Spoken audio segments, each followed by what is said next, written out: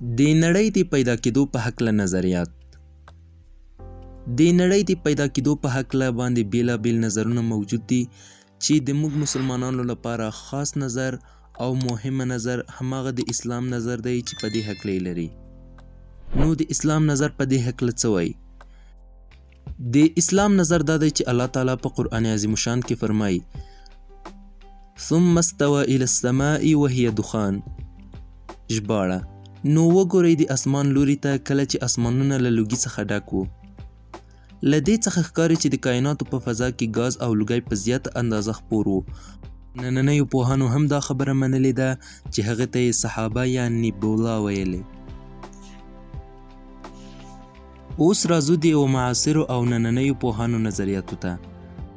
د اوسنیو پوهانو نظریات مو په 5 برخو باندې وویشل او په هغه کې به یوه برخه نن او نورې برخې به په نورو ویډیوګانو کې تاسو ته وړاندې کړو.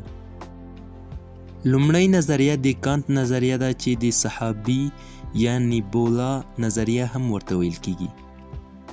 د جرمني نامتو عالم او فیلسوف کانت په 1955 میلادي کال کې د کائناتو د پیدایښت په هکله داسې نظر ورکړ.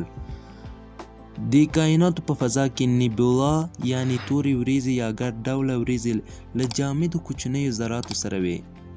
دغه ذرات د وخت په تیریدو سره ورو ورو د جاذبې په اثر یو له بل سره یو ځای او یو لوی غونډاره یې جوړ کړ.